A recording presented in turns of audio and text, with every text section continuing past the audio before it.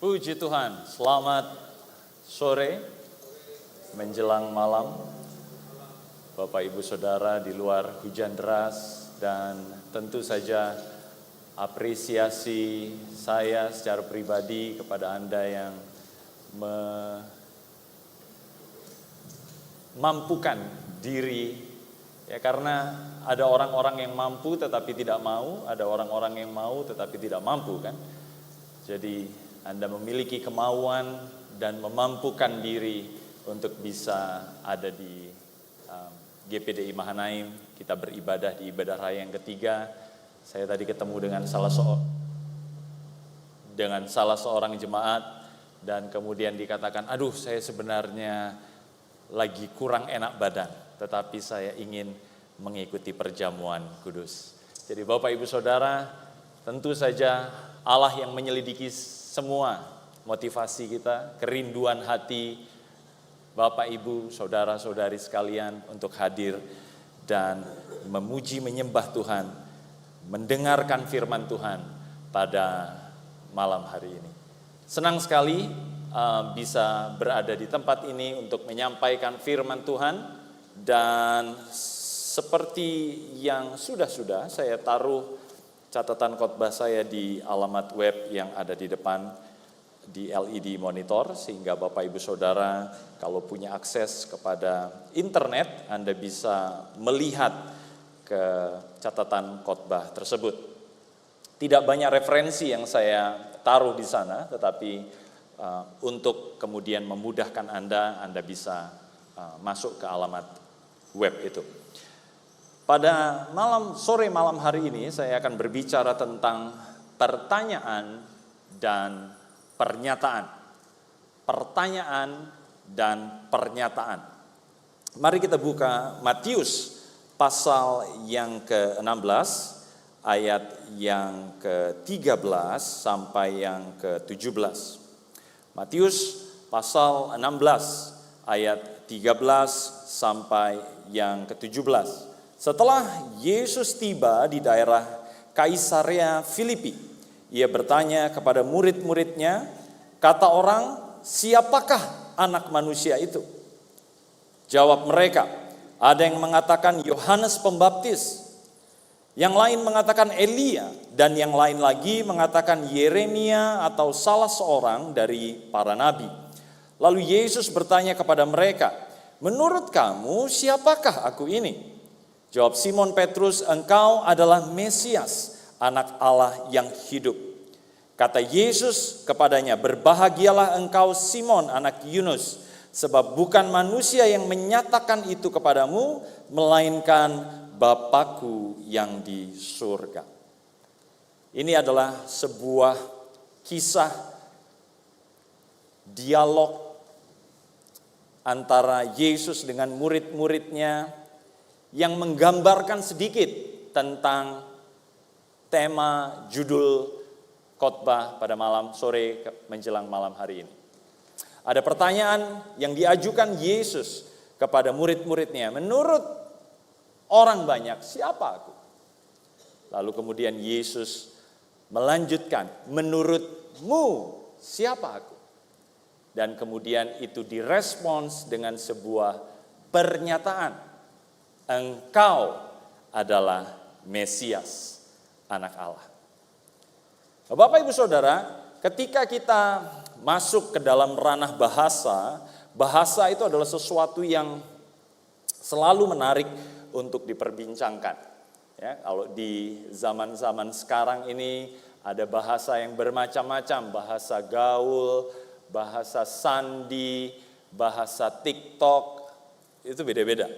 Ya, kadang-kadang saya udah nggak bisa keep up lagi gitu ya dengan FYP. Apa FYP? OOT itu apa? OOTD. Begitu banyak bahasa yang dikembangkan oleh manusia dan selalu menarik untuk dibicarakan. Bahasa membuat kita tertawa. Ya. Bapak Ibu Saudara bisa mengatakan sesuatu yang membuat orang di sebelahmu tertawa? Kamu cantik mungkin bisa seperti itu. Atau kamu ganteng, biasanya langsung fitnah gitu.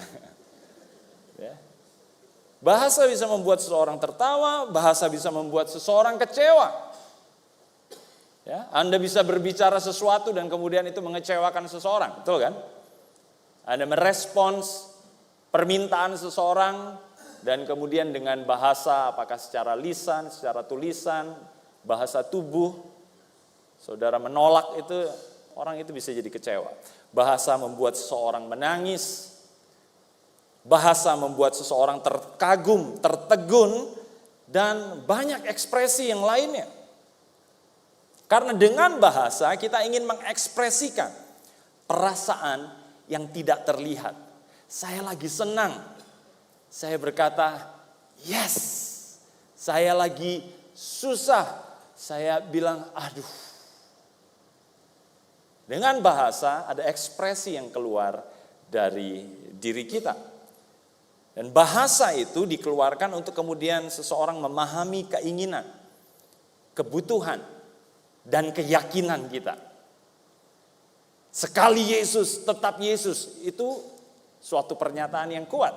Menunjukkan keyakinan seseorang akan sesuatu. Anak saya sekarang usianya 7 bulan. Dulu saya nggak tahu di ibadah raya ketiga ya, apakah pernah saya setel video dia berbicara, berkomunikasi dengan saya. Belum bisa berbicara, tetapi ada sesuatu yang ingin diekspresikan.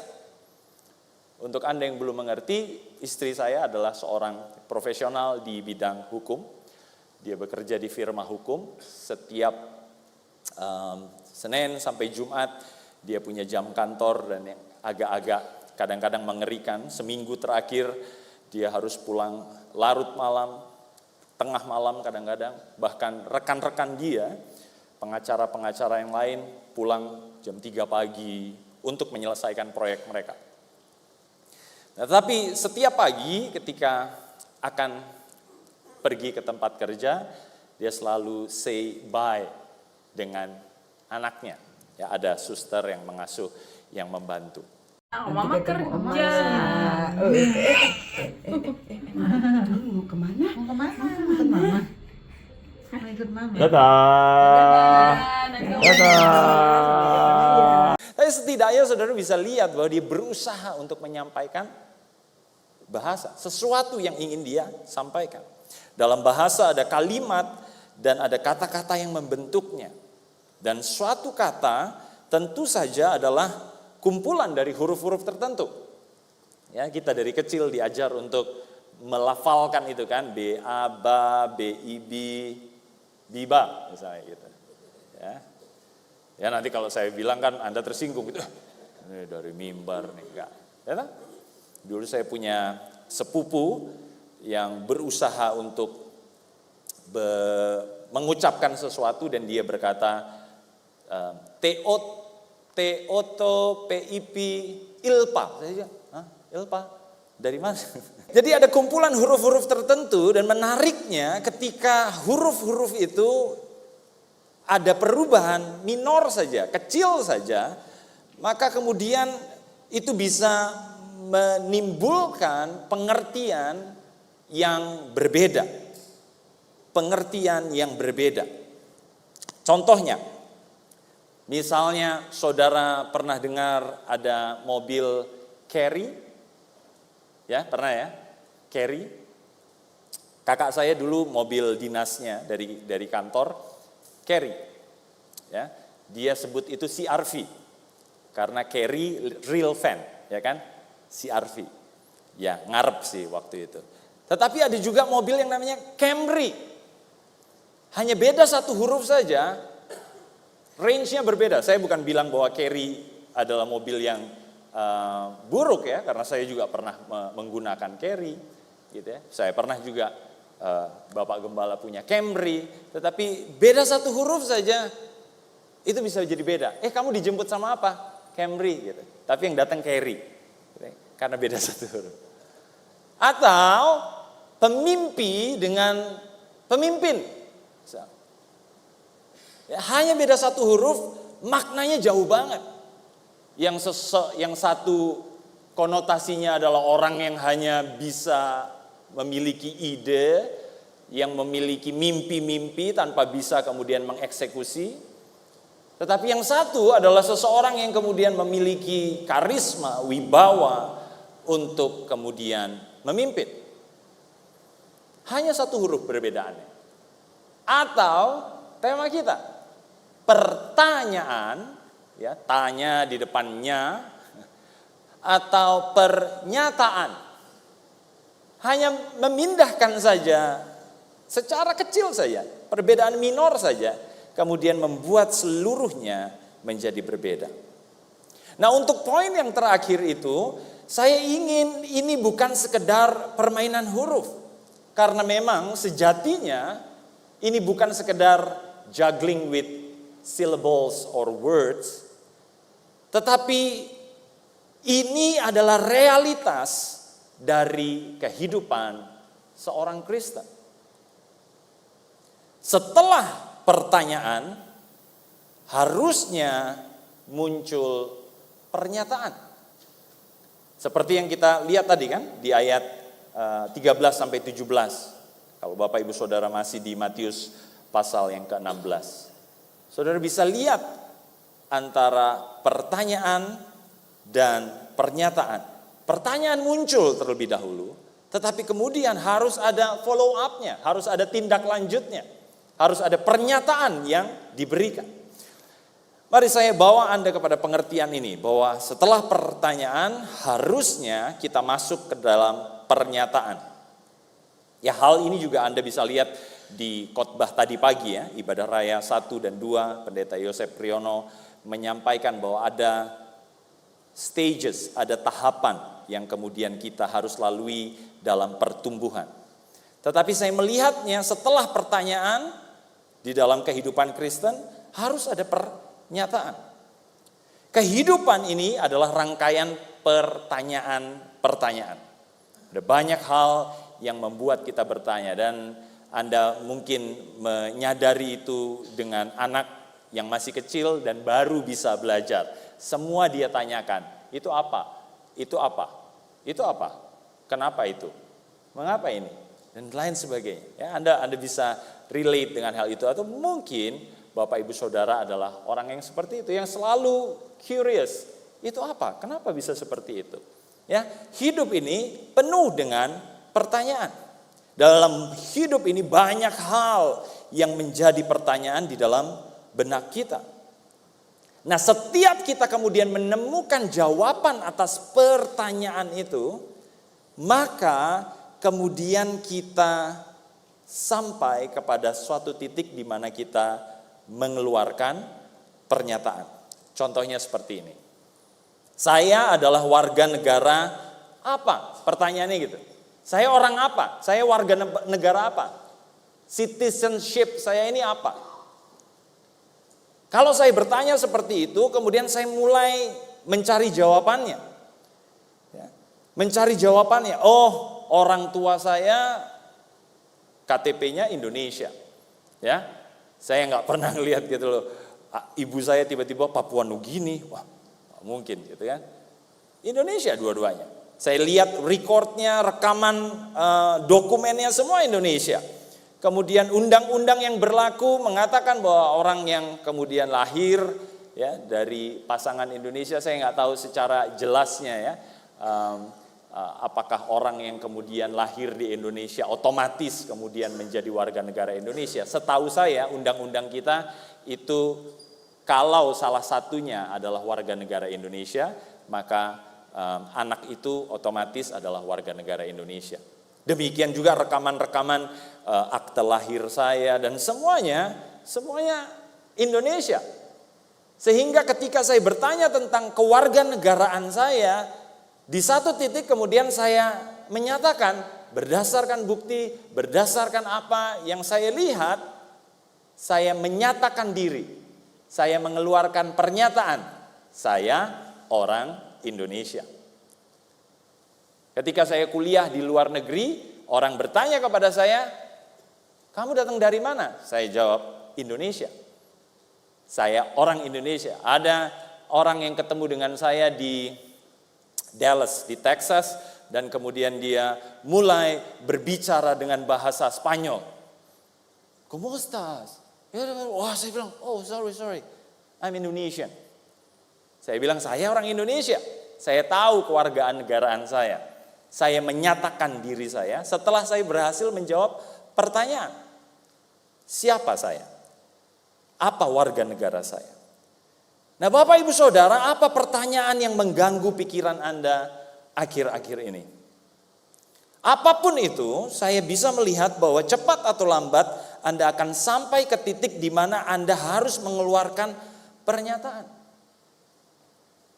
Pertanyaan tentang statusmu, pertanyaan tentang hubunganmu, pertanyaan tentang pekerjaan, tentang keluargamu. Pada akhirnya kita harus mengeluarkan suatu pernyataan. Nah, kalau Bapak Ibu Saudara ingat, saya nggak tahu apakah saya pernah sampaikan di ibadah raya yang ketiga, tetapi di beberapa minggu yang lalu ada 5 pertanyaan hidup yang diungkapkan oleh seorang yang namanya Myles Munroe. Ini pernah disampaikan juga oleh Pendeta Hani Paulus. Ya, saya sempat bahas ini sebentar di khotbah dengan judul Kesempatan Menginjil. Kalau Anda mau cari itu di YouTube atau di websitenya Mahanaim. Nah, ada 5 pertanyaan hidup yang seseorang itu kemudian harus menjawab. Yang pertama tentang identitasnya. Ya, siapa saya? Siapa Anda? Ya, bagaimana Anda mendefinisikan dirimu? Siapa saya? Kemudian warisan atau asal muasalmu. Ya, dari mana saya? Ya, orang Tegal, ya, Ortega, orang Tegal asli, atau Anda pendatang dari luar kota? Alasan kenapa saya ada di sini? Kenapa Anda ada di sini? Pekerjaan membawa Anda ke sini, pendidikan membawa Anda ke sini, pasangan membawa Anda ke sini, atau apa? Kemudian potensi, apa yang dapat saya lakukan? Apa yang saya bisa kontribusikan? Kemudian tujuan, kemana sih? Tujuannya apa saya ada di tempat ini? Ini berlaku dimanapun. Di tempat pekerjaan Bapak Ibu Saudara, Anda bisa bertanya 5 pertanyaan ini. Di sekolah, mau di kampus, mau Anda bisa bertanya 5 pertanyaan ini. Di gereja ini, Anda juga bisa bertanya 5 pertanyaan ini. Yang sering kemudian ketika kita punya kampanye Mahanaim melayani, apa yang jadi potensi Bapak Ibu Saudara? Apa yang Anda bisa kerjakan untuk melayani Tuhan?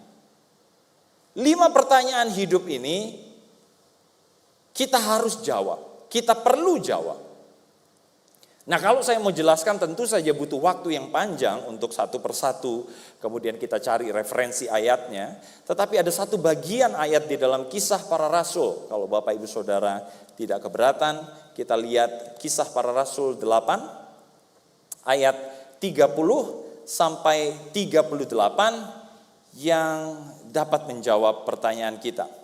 Kisah Para Rasul 8 ayat 30 sampai 38. Filipus bergegas ke situ dan mendengar sida-sida itu sedang membaca kitab Nabi Yesaya. Kata Filipus, "Mengertikah Tuan apa yang Tuan baca itu?" Jawabnya, "Bagaimana aku dapat mengerti kalau tidak ada yang membimbing aku?" Lalu ia meminta Filipus naik dan duduk di sampingnya. Ayat 32, nas yang dibacanya itu berbunyi sebagai berikut. Seperti seekor domba ia dibawa ke pembantaian. Seperti anak domba yang keluh di depan orang yang menggunting bulunya. Demikianlah ia tidak membuka mulutnya. Dalam kehinaannya keadilan tidak diberikan kepadanya. Siapa yang akan menceritakan asal usulnya? Sebab nyawanya diambil dari bumi. Lalu kata pejabat istana itu kepada Filipus, "Aku bertanya kepadamu, tentang siapa Nabi berkata demikian? Tentang dirinya sendiri atau tentang orang lain?" Filipus pun mulai berbicara dan bertolak dari nas itu dan memberitakan Injil tentang Yesus kepadanya. Mereka melanjutkan perjalanan mereka dan tiba di suatu tempat yang ada air. Lalu kata pejabat istana itu, "Lihat, di situ ada air. Apakah ada halangan bagiku untuk dibaptis?" Sahut Filipus, "Jika Tuhan percaya dengan segenap hati, boleh." Jawabnya, "Aku percaya bahwa Yesus Kristus adalah anak Allah." Orang Etiopia itu menyuruh menghentikan kereta itu dan keduanya turun ke dalam air. Baik Filipus maupun sida-sida itu, lalu Filipus membaptis dia. Dimulai dengan pertanyaan. Dimulai dengan sesuatu yang membingungkan sida-sida dari Etiopia. Ini pejabat dari Etiopia. Ya, dia kemudian percaya kepada Allahnya orang Yahudi. Karena itu kemudian dia pergi ke Israel, ke Yerusalem lebih tepatnya. Tetapi dia masih punya pertanyaan. Nabi Yesaya menuliskan sepenggal nubuatan tentang seseorang. Siapa orang ini? Lalu kemudian Filipus menjelaskan, memberikan jawaban, memberikan titik terang. Sampai kemudian si pejabat ini, si sida-sida ini mengambil suatu keputusan dan mengeluarkan pernyataan. Aku percaya. Aku percaya. Nah, realitas kehidupan Kristen kan seperti itu Bapak Ibu Saudara. Anda bertanya siapa Tuhan? Anda bertanya kenapa Tuhan menciptakan aku? Anda bertanya apa yang aku bisa lakukan di dunia ini? Dan kemudian Alkitab menjawab itu satu persatu di dalam kehidupan kita. Bapak Ibu Saudara, ada satu titik di mana kemudian Anda berkata, oke, saya harus menyatakan sesuatu. Saya harus mengeluarkan sebuah pernyataan. Aku adalah pengikut Yesus. Aku percaya kepada Yesus. Ini yang kemudian menjadi salah satu tahapan yang penting di dalam kehidupan Kristen kita. Nah, jadi Bapak Ibu Saudara, kita bisa menjawab hal ini juga dengan bantuan diagram perjalanan kehidupan Kristen. Anda pasti mengerti mengenai hal ini. Beberapa kali saya sampaikan bahwa kita, tadi juga dinyanyikan, kita berasal dari kemuliaan, kita akan sampai kepada kemuliaan. Kalau Anda harus menjelaskan iman Kristenmu, 5 poin ini adalah 5 poin yang paling sederhana untuk menjelaskan bahwa saya berasal dari kemuliaan. Itu identitas kita. Saya ini orang yang mulia pada dasarnya. Kemudian ini juga menjelaskan warisan dan asal-usul kita. Saya orang yang berasal dari kemuliaan. Saya bukan hasil sesuatu yang random, sesuatu yang acak. Ada tujuan yang harus saya lakukan. Saya punya potensi. Saya pernah sampaikan ini ketika berbicara tentang matematika ilahi. Ada 8 kecerdasan menunjukkan atau menggambarkan 8 talenta yang Anda bisa miliki dan semua orang punya. Tidak ada orang yang gak punya kecerdasan. Ya, karena kecerdasan itu bukan hanya menghitung dan berbahasa. Ada 8 kecerdasan lain. Nanti Bapak Ibu Saudara juga bisa cari matematika ilahi. Jadi kita mengerti tentang hal ini. Kita tahu. Tetapi sayangnya kita jatuh di dalam dosa. Manusia jatuh di dalam dosa. Nah, ini juga jadi warisan kita. Di dalam kekristenan kita percaya bahwa dosa yang dilakukan oleh Adam itu kemudian diwariskan secara turun-temurun sehingga semua orang yang lahir dari wanita, lahir dari keturunan Adam itu berbuat dosa. Tanpa lahir dalam dosa maksud saya. Ya, tanpa kemudian dia melakukan dosa. Ya, seorang bayi lahir di dalam dosa. Kenapa? Karena manusia inherit, ya, dia mewarisi hal ini. Kemudian pertanyaannya, apakah kemudian bayi itu akan masuk ke dalam neraka kalau kemudian dia mati karena dia belum bisa percaya kepada Yesus? Ya tentu jawaban-jawaban ini kan juga jadi pertanyaan ya sebagai orang Kristen kita. Kemana mereka? Ya secara umum kita percaya bahwa mereka yang belum kemudian mengerti atau memahami Allah yang punya kasih karunia atas mereka. Ya, kita tidak ada di dalam posisi untuk menghakimi di mana mereka sekarang berada. Gitu ya.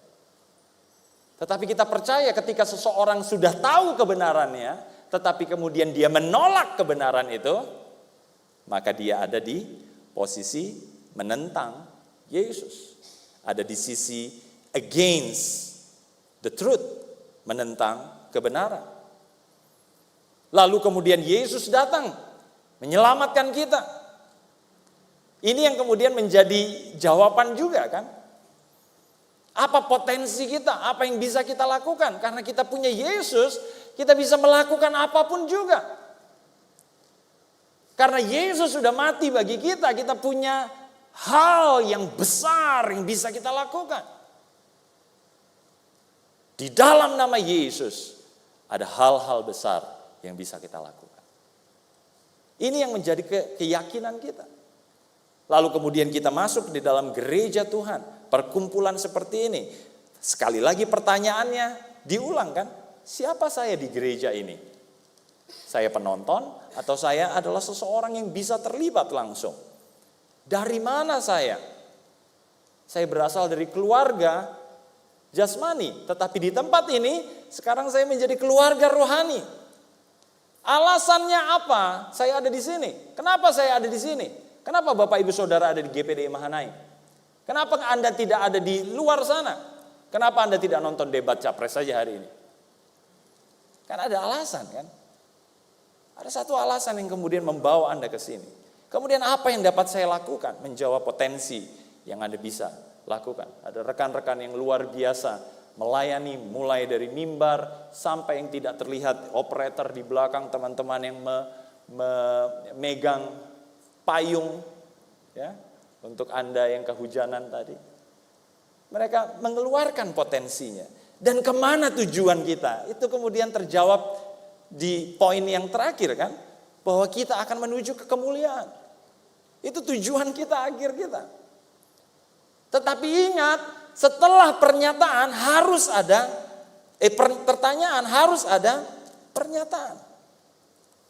Di ayat 36, Bapak Ibu Saudara bisa melihat Kisah Rasul pasal 8. Mereka melanjutkan perjalanan mereka dan tiba di suatu tempat yang ada air. Lalu kata pejabat istana itu, lihat di situ ada air.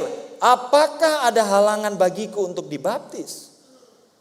Dia melihat bahwa pertanyaannya setidaknya sekarang punya titik terang. Ada jawaban untuk pertanyaannya. Dan Filipus mengabarkan Injil kepada pejabat istana ini, itu bukan saja tentang percaya kepada Yesus, tetapi pernyataan ketika Anda sudah percaya kepada Yesus. Apa itu? Baptisan air. Jadi baptisan air bukan sesuatu yang kemudian man-made, yang dibuat oleh manusia. Tetapi baptisan air ini adalah konsekuensi logis dari pertanyaan-pertanyaan Anda yang terjawab. Atau pertanyaan-pertanyaan yang kemudian mendapatkan titik terang. Saya harus menyatakan diri bahwa saya percaya kepada Yesus. Sehingga setelah pertanyaan-pertanyaan di dalam hidup ini kemudian menunjukkan titik terang, tentu saja ada banyak hal yang belum bisa terjawab. Ya. Ada banyak hal yang pertanyaan yang belum kita bisa jawab. Ya, tidak ada seorang pun yang bisa menjawab semua pertanyaan. Kenapa? Karena misterinya itu begitu luas, begitu lebar. Kita rindu satu saat kita bertemu dengan Tuhan muka dengan muka, di mana Dia kemudian bukakan semua misteri itu. Anda akan tahu di mana Dia yang saudara cintai yang kemudian meninggal. Saudara akan tahu kenapa bumi ini dibentuk seperti ini dan lain sebagainya. Ya. Ilmu pengetahuan bisa meneliti unsur-unsur bumi, tetapi ilmu pengetahuan tidak bisa meneliti alasan bumi ini dibuat, kan? Betul kan? Mereka nggak bisa. Kenapa? Karena yang bisa menjawab adalah pembuatnya, penciptanya, Tuhan Yesus Kristus. Jadi ada banyak pertanyaan yang memang belum kita jawab, tetapi setidaknya ketika kita lihat titik terang, firman-Mu, pelita bagi kakiku. Kemudian kita mulai, hey, saya harus mengeluarkan suatu pernyataan. Kita masuk dalam tahapan pernyataan. Apakah seseorang percaya pada Yesus atau tidak? Saya berharap Anda semua ada di posisi percaya kepada Yesus dengan bukti Anda hadir di tempat ini. Tetapi bisa saja Anda punya keraguan di dalam hatimu. Karena saya nggak bisa melihat kedalaman hati masing-masing jemaat yang hadir. Tetapi ingat ini, bahwa Allah sudah menyatakan dirinya di dalam firman Tuhan.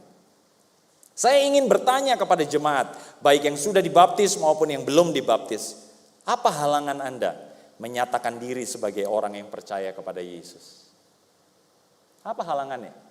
Takut air? Atau takut gak bisa berdosa lagi? Atau apa halangannya? Setelah all those questions, setelah pertanyaan-pertanyaan itu kemudian diungkapkan oleh firman Tuhan jawabannya. Minggu lalu Bapak Gembala sampaikan bahwa hanya ada satu jalan. Yesus, jalan kepada Bapa. Nah kalau kemudian kita sudah tahu jawabannya, apa yang menghalangi kita untuk menyatakan diri bahwa oke, saya percaya kepada Yesus. Seperti sida-sida dari Ethiopia itu kan. Atau untuk Anda yang sudah dibaptis, apa halangannya Anda menyatakan di depan umum bahwa saya orang Kristen? Ketakutan mungkin. Takut tidak dapat job, takut tidak dapat promosi, takut tidak dapat pasangan. Atau apa? Ini yang kemudian menjadi pertanyaan yang harus kita jawab.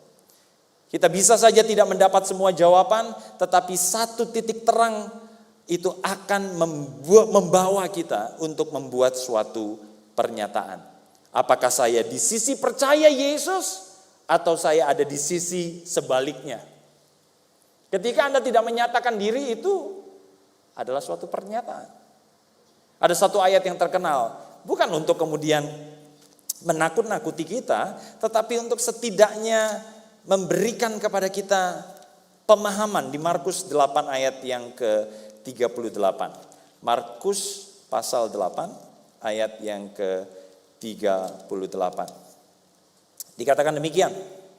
Sebab siapa saja yang malu karena aku dan karena perkataanku di tengah orang-orang yang tidak setia dan berdosa ini, Anak Manusia pun akan malu karena orang itu apabila ia datang dalam kemuliaan Bapanya bersama dengan malaikat-malaikat kudus. Ingat ya, tujuan akhir kita adalah kemuliaan. Yesus menebus kita, sekarang kita ada di dalam gereja. Tujuan akhir kita adalah kemuliaan. Karena kita berasal dari kemuliaan.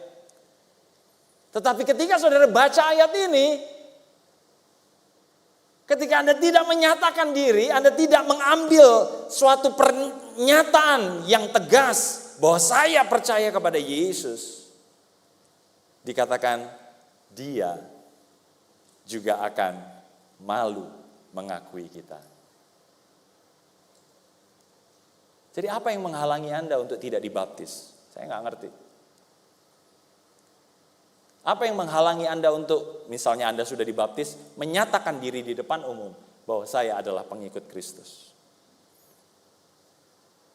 Ini menantang kita untuk kemudian kita menyatakan, mengeluarkan pernyataan yang berani di depan umum. Bapak Ibu Saudara, saya nggak akan tanya siapa yang sudah dibaptis, siapa yang belum dibaptis. Anda tahu diri Anda, ya. Anda tahu apa yang Anda sedang lakukan. Anda tahu di tahapan mana Anda sekarang. Tetapi baptisan air adalah suatu pernyataan iman seseorang yang percaya kepada Yesus secara terbuka. Jadi baptisan air itu bukan sekedar persyaratan untuk menikah. Baptisan air ini bukan persyaratan untuk menerima perjamuan kudus. Ada beberapa teman saya dulu waktu saya SMA, mereka berpikir seperti itu. Kalau saya belum dibaptis, saya nggak boleh ambil perjamuan kudus. Oh enggak, salah pemahaman seperti itu. Saudara mengambil roti dan anggur itu untuk menyatakan bahkan, untuk mengakui bahwa Yesus mati bagi hidup saya. Ingat ya tadi ya, kemuliaan, dosa, Yesus. Yesus mati buat saya. Saya mengakui itu. Tetapi Bapak Ibu Saudara, Anda harus sampai di titik di mana menyatakan secara terbuka, saya percaya kepada Yesus. Kalau Yesus ketika disalibkan secara terbuka dan berani menyatakan bahwa orang yang percaya kepadanya akan mendapatkan bagian dalam Firdaus, Anda bisa coba cek di dalam Lukas 23 ayat 42 sampai 43. Ketika penjahat yang ada di sampingnya berkata, Yesus, ingat aku. Ketika dia berkata seperti itu, dia secara tidak langsung percaya kepada Yesus. Dan dia menyatakannya publicly. Dia nggak bisik-bisik. Dia bilang, Yesus ingat aku ketika engkau datang sebagai raja. Berarti dia mengakui Yesus adalah Mesias. Dan kemudian Yesus merespon pernyataan itu dengan berkata, hari ini kamu ada bersama dengan aku di Firdaus. Loh, kalau Bapak Ibu Saudara tahu bahwa hanya dengan percaya kita bisa bersama-sama dengan Yesus, apa yang membuat Anda tidak mau menyatakan diri? Ketakutan apa yang membuat Anda tidak mau menyatakan diri? Mengapa kita tidak mau membuat pernyataan bahwa Yesus mati bagi keselamatan kita? Ini pertanyaan untuk Bapak Ibu Saudara. Semoga Anda menjawab pertanyaan ini dengan pernyataan. Di depan umum, aku adalah pengikut Yesus. Kalau Anda belum dibaptis, daftarkan diri. Ada baptisan air, kelas baptisan air yang dibuka di gereja ini.